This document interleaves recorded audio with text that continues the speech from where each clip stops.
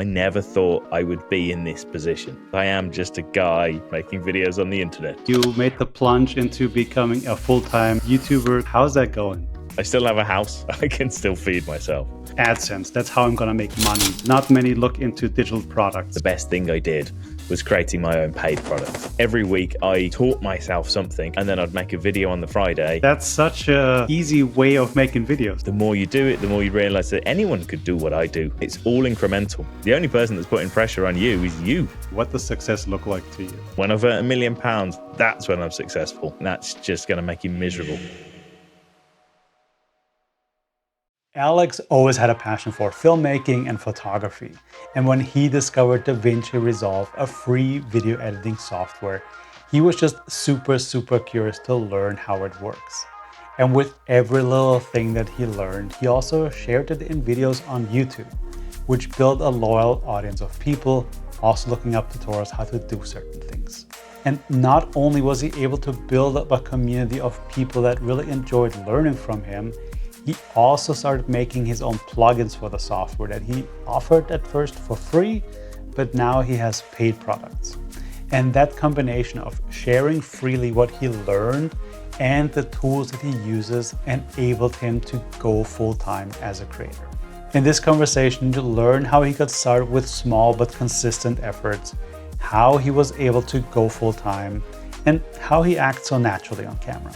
Hi, my name is Valentin, and if you take anything away from this conversation, it would be awesome if you could leave a comment down below. But for now, join me on this call with MrAlexTech. Alex, thank you so much for taking the time. I'm really looking forward to having this chat. Thank you for having me. I'm looking forward to getting into the details about this whole YouTube thing that we do. Yeah. We recently met at an event from Blackmagic, and you introduced yourself in a very specific way. Do you remember what you said on stage? Oh, I can't remember. It was a bit of a blur, to be honest. Okay, fair enough. But you walked on and you said, hey, or something along those lines, but like, hey, I'm a guy with no background in filmmaking or video production or anything. And today I'm standing on a stage talking about Blackmagic design DaVinci Resolve. So you never know where life takes you. Yes, I recall, yeah.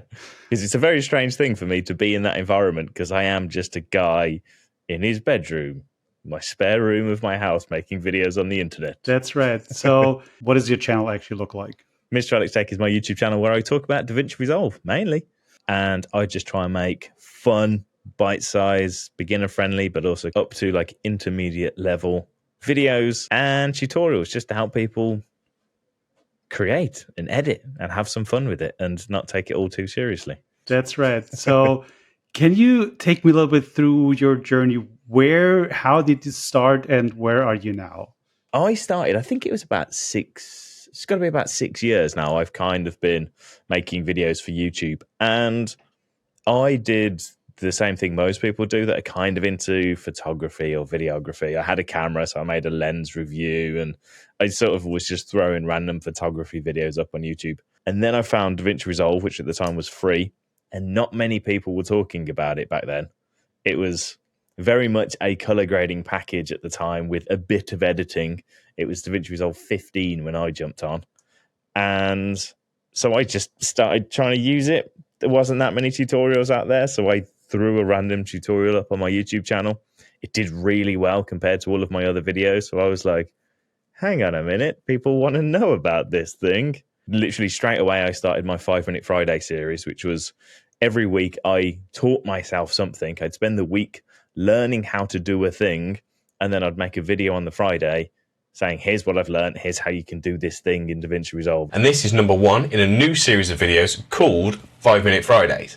It was a challenge for me to be able to like try and learn a new thing and educate myself.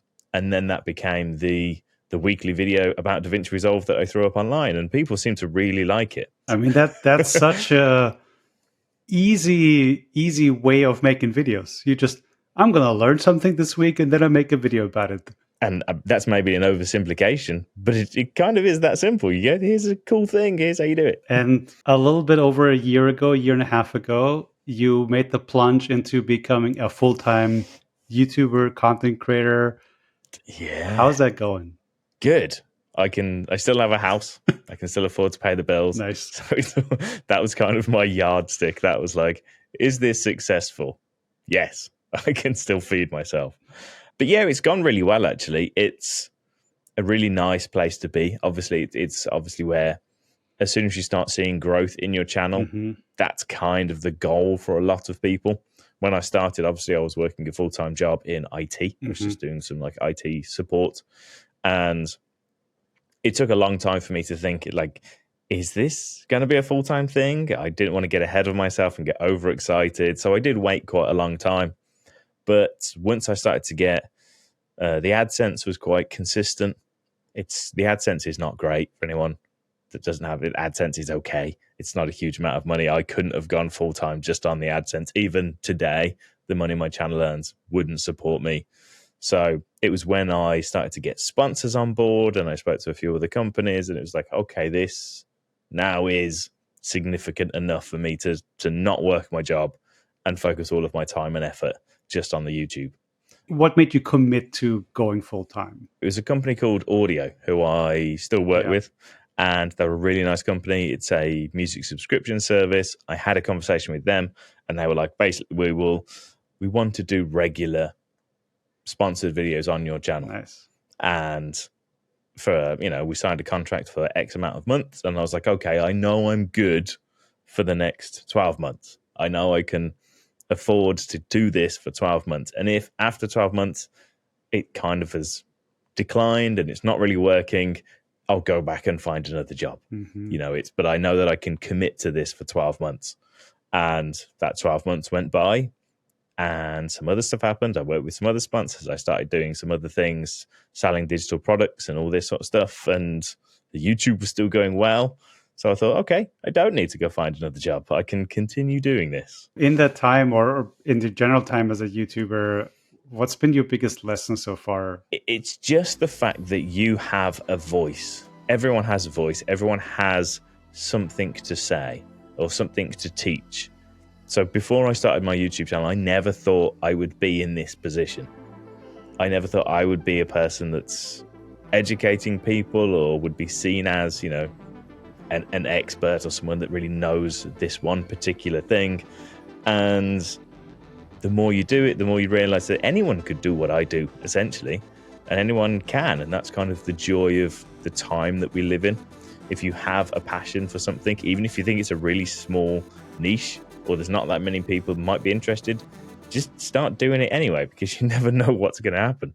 You look on YouTube now and there's people talking about the most obscure things, really strange, not strange, but, like things that you would think would have quite a small audience, and they get tens of thousands of views because there's lots and lots of people who maybe have that same interest. So just do it. If you got an idea and you think it might work, try it. There's nothing to lose. And if it does work, you could be, going out to Berlin to do talks about DaVinci Resolve for some random reason. You're like, oh, okay, this is cool. Just for context, Blackmagic put up an event series in 3 cities in Europe, and you were one of the, I don't know, I guess keynote speakers, you would say, or workshop people there. How are you all doing? Good.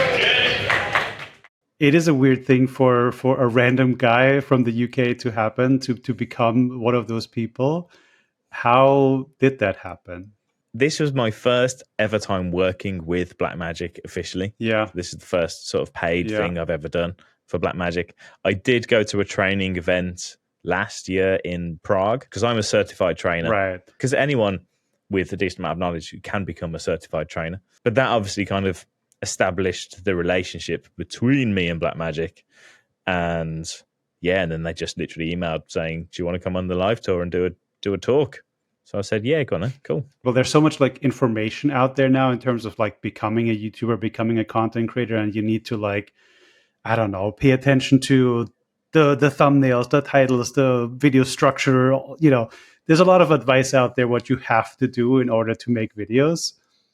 Mm-hmm. Is that something you even pay attention to?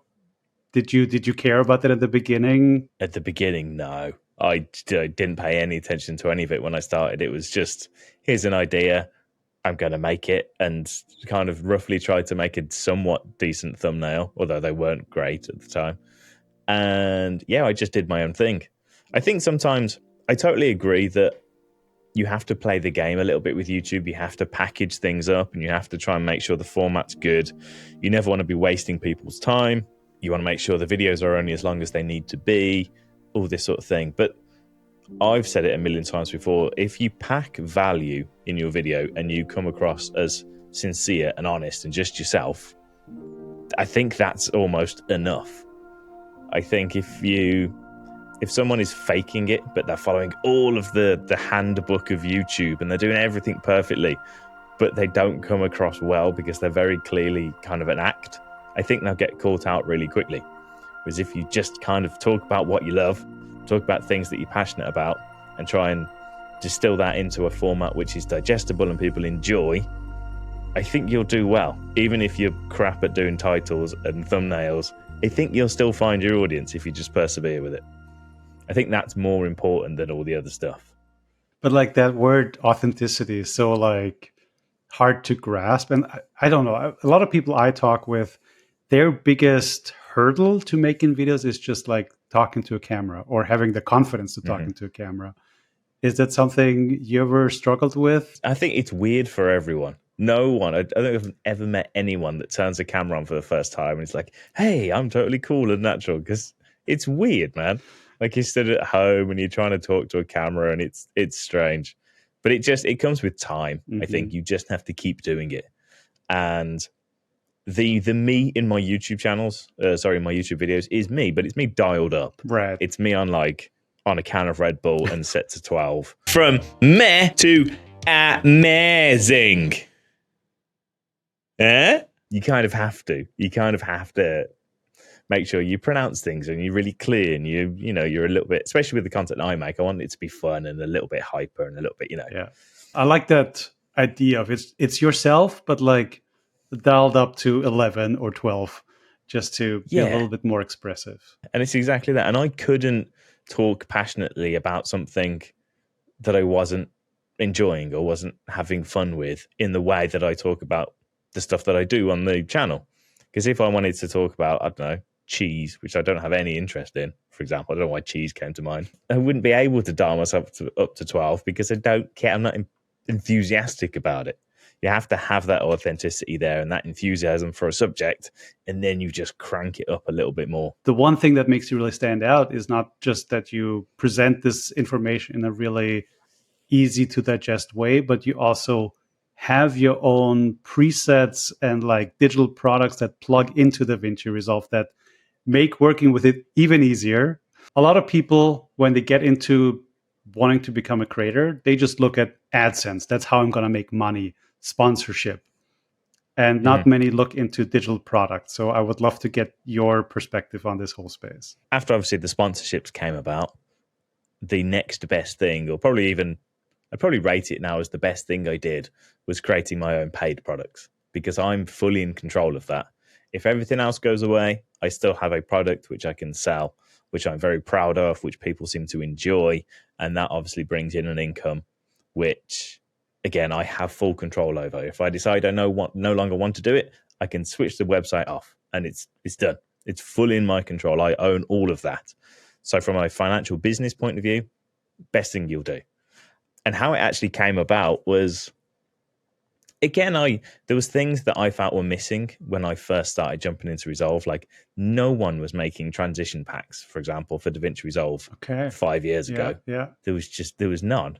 I mean, they didn't really have the tools to do it, because when I started, adjustment clips weren't even in Resolve. Oh, wow. So you couldn't make custom transitions. So everyone was trying to figure out ways to do these things. And I made some simple transitions and I gave them out for free, and people liked them. So then I updated them when a new version of DaVinci Resolve came out.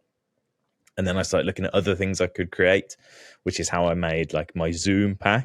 I did about 3 years ago now, I think I did my first little animated Zoom, which is now one of my paid products called Magic Zoom. And they were always free. I'd always give them out for free because I didn't know whether they were good enough for people to buy. So if I give it out for free, people will very quickly tell me whether it's good or bad. because this is the internet. People will tell you very quickly what they think of these things. Yes, definitely. And people, if something's free, there's no expectation for it to be good. There's no expectation for there to be a support system. So it's a really nice way of learning how to develop these things, because there's much less stress, there's much less pressure, and you'll get instant feedback. And then you can make another free version that's a bit better and see how that's received. And then eventually you go, okay, I've gained enough experience, I've gained enough knowledge, I've gained enough of all this other stuff. Now I'm going to do a paid version. And that's exactly what I did. So I did a bunch of these free versions and then made a paid version. And the other great thing putting free stuff out there does, it builds trust and it gets your name out there. People are like, if he's done a really cool free version, the paid version must be really good. And that's what I try to do. It's like try and make the paid versions really, really awesome, as best as I can make them, but still make sure the free versions are pretty good too. So people are getting good stuff for free, but then they're like, if the free version does this, the paid version must be awesome. And yeah, that's how it's done. Again, it's all incremental. I never just woke up one day and went, I'm going to have a successful YouTube channel. I'm going to make paid products. It's just, I started doing a thing that led to another thing, and another thing, another thing. And now I'm here. The free versions, you always had the option to donate for it, right? Yes. Was there any significant amount that came in through that? Because there's always a balance between, should I just make it a paid thing or should I make it a free thing? And from my own experience, it's been really surprising having a free product, how willing people are to pay for it if it works for them. Yeah, the donation. So I used a service called Ko-fi, and the donations were very good. People, like you say, people were way more willing than I expected them to be. The using a donation service was kind of, obviously you kind of hope that people may donate because it's extra income and that supports the whole thing. But it's mainly because the website is free and you don't have to pay any hosting fees. You don't have to pay anything. You've got a free website, which will cost you nothing, will take you 10 minutes to set up. And now you've got a free product that you can host, and you basically don't have to do anything with. You just host it and tell people it's there. And then if you get donations, you're also making an income from it. So from my point of view, it's just a winning formula. It costs you nothing. People get something for free, and those handful that want to donate can, which keeps them happy, because some people are really happy to donate and they genuinely want to. Yeah. And then you've got an extra income coming in as well. So it's kind of a perfect situation. You put that into great perspective, because I try to convince as many people as possible to like just make a digital product and put it online and see what happens. And I find a lot of people are hesitant to do that for whatever reasons. So I hope that what you just said convinces them to like, just try it out. If you've spent a year building this really awesome thing and you're wondering whether you should charge for it or not, like if you feel it's worth charging for, charge for it, make it a paid product. But if you're in that position, you're like, I don't know if this is good. Should I, shouldn't I? Just do it. There's literally nothing to lose. And if it is bad, people will say, this is bad, but it was free. So there you go. And you go, okay, we'll move on to the next thing. Yeah. And if you get a complaint email or something, it's like, well, you didn't pay for it, so there's no need to respond or anything like that. If someone says this sucks, it would be better if it did this, and it's a genuinely good idea, you go, oh yeah, that is a good idea. The next one I'll make will do that instead. Very true, very true. Build on it with community feedback, and eventually you land at something that is definitely worth making a paid version for. If I understand this correctly, you got into this whole thing just because you had an interest in filmmaking, photography, call it your passion, right? And now that's your full-time thing that makes money. Has that at any point like felt not as good as you expected it? Or was there any, there's this whole like topic of like monetizing your passion can sometimes ruin the thing that you love. Have you ever experienced anything like that? Some days, yes. It's generally like 80%. No, it's great. Really love it. It's really fun. Sometimes you'll wake up and you're just like, I don't want to have to make a video. I'm not in the mood to talk about this sort of thing, but you feel like you have to, maybe because you've told everyone that a video would be coming up on one day, or you've got a sponsorship and there's a deadline, you have to then make it work, and you force yourself to do it, and then that does start to feel more like a job rather than just this thing that you're doing. On the flip side to that, I'm still as passionate about all this stuff as I ever was, and I'm still enjoying it. And part of the reason for that, I think, is stuff like this and stuff like Berlin and the Black Magic stuff, and it opens doors and you get to do things that you would never have been able to do before, which just makes the whole thing still feel fun and like a whole new experience, and it keeps the passion in it. And it's quite nice because obviously the software we talk about, DaVinci Resolve, there's always a new version coming out as well. So then they introduce something new and I go, oh, this is exciting again. Like, I don't need to talk about the thing I've talked about 5 times already and I'm bored of talking about, because now's the new thing and I can talk about that new thing. So yeah, and sometimes it's a slightly more lonely existence, because obviously I've gone from working in an office to just sitting literally here all day, every day. But then you just have to make sure that you arrange social events with friends, or you make sure you go out and I go to the gym a lot, and I have people that I chat to at the gym and this sort of thing. So you just have to kind of accommodate. But the nice thing is, as you say, you're your own boss. So if I'm not feeling it one day and I haven't got a deadline, guess what? I'll just go do something else. And then in the morning, when I've got my passion back, I can do the work. So yeah, it's a pros and cons, but 80% pros with 20% cons. It's still the best decision I think I ever made in my career. So yeah, I'm happy. You don't have a boss, but you are your own boss, right? So sometimes you have to like find that balance of like, no, I really should be doing something, or maybe I do just spend the morning on the couch, and that's fine too. Yeah, you find yourself and you're like, I'm going to sit down for half an hour. And then 4 hours later, you've still not done any work. Yes. And you're like, I need to do this work now. Yes. Do you ever like, because that is your main thing. You make videos about a specific tool, right? Mm-hmm. Do you ever think about like branching out, or like what happens if this DaVinci Resolve is not cool anymore? Or I don't know, things might happen that, people don't care about watching those videos anymore, or they have learned everything they need to learn. I've tried to branch out in small videos. I've done like videos about like laptops, or I'm trying to find where the overlap is, where like people are interested in DaVinci Resolve. What else are most of these people also going to be interested in? Mm-hmm. So cameras is probably a good one, but then people are very weird about what brand of camera they use, and if you talk about Lumix and they use Nikon, it gets very weird in the comments for some reason. One of the nice things with the tutorials, with the stuff that I do, I always try and make it beginner friendly and quick tips and quick tricks and that sort of stuff. Most of my audience that I had, let's say 12 months ago, have probably moved on. They're probably not watching every single one of my videos, because they maybe come to my channel, watch a bunch of my videos, learn what they need to learn, and then they're past that point and they go, and just continue on their editing journey without having me showing them what to do.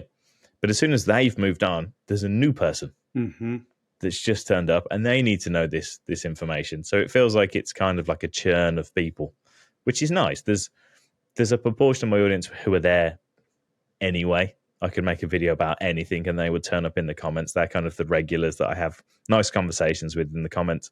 But it does feel like there's always someone moving and always someone coming in and learning from the beginning. So that kind of makes it fun. It means there's always this sort of throughput of people. Yeah. But maybe one day Blackmagic will do something really dumb and everyone will leave DaVinci Resolve. I don't know. We'll have to find a plan for that. Maybe you'll see me talking about Premiere Pro in the future. Well, they have their own set of problems already. So yeah, they do. Yeah, maybe not Premiere Pro, maybe someone else. Yeah. I think I'm part of that group of audience that like generally knows I don't watch every video that you put out, but then there's always like, I need to figure something out. Let me see if Alex has a video about it. And it's like, oh yes, he does. And like, for example, I recently got a new MacBook. And I remembered vaguely you had a video about the keyboard shortcuts. I was like, let me look that up. I was like, oh, yes, that's exactly what I wanted to watch. So I watched the tutorial, how you set up your keyboard shortcuts. And I was like, okay, let me do that and modify it for my own needs. So there's just this Perfect. long-term value in tutorials that's also like independent of whatever version you're on, right? Sometimes, I try and hit trends. Yeah. If a new version of Resolve comes out, you'll talk about the latest features. But you're right, there's some of the core basic stuff is just, they call it evergreen. Yeah. It's evergreen content. So you'll make the video, it'll go out there. It may not set the world on fire in terms of views, but it will consistently get some views for the next 3-4 years or whatever. And it's just a really nice little cushion of views that sit on the channel. And I've got quite a few videos which, again, don't have massive views kind of on a daily basis. Maybe they get like 100 views a day or something, or less than that. But over a year, that's quite a lot of views, and if you've got 20 videos which are all doing that, it's quite a nice thing to have. Is there any point where you had the feeling that, oh, I'm good at this now? Or do you still feel like you're figuring it out? I think, again, I go back and forth. Some days I have days where I'm like, I'm good at this. I know what I'm doing. And then you publish the video and no one watches it. And you're like, oh, hang on a minute. I don't know what I'm doing. I thought I did, but I don't. But you're always learning. You try something and maybe it works, maybe it doesn't. Or you speak to someone that has an alternative viewpoint of, how they market their videos or how they make their videos or whatever. And then you learn something new, which again, it kind of keeps it fun. It kind of keeps it fresh because you're always trying to learn and trying to figure things out. The Blackmagic event is a great example of me feeling not out of my depth, but that's not a normal thing for a random nerd at home to be doing, to be standing in front of 100 people or whatever, doing a big presentation. So that was weird, but that was, again, it's fun. It's exciting. Before the event, I was like, I don't know what I'm doing. I don't feel like I'm ready to do this. And then you do it, and afterwards you come away going, that went quite well. I do know what I'm doing. And it's just that confidence sometimes is really high, and then sometimes it's a little bit lower. And you just have to work through it and trust your instincts. Yeah. I couldn't agree. Yeah. Couldn't agree more. Was there ever a point for you where you feel like you really made a big mistake or anything like that? Oh, there's been a few times when I've published videos, and like, there's nothing worse than when you publish a video and then the top comment is just, you do know there's a better way of doing this, and you're like, oh yeah, and you've got like a 10-minute tutorial for something which you can actually do in 20 seconds, and you're like, oh man. But at the same time, it's a learning thing. I'm not perfect, and sometimes you do that and then you just have to reply saying, thank you, I didn't realize that. And sometimes I've left the videos up and just pinned the comment and said, look at this person is correct and I'm an idiot. And then other times I've just removed the video if it's just like blatantly wrong. But again, I think people put all this pressure and all this weight on this sort of thing. If I do a video which I'm not happy with, or I put some information in there which might not be 100% accurate, we're making videos.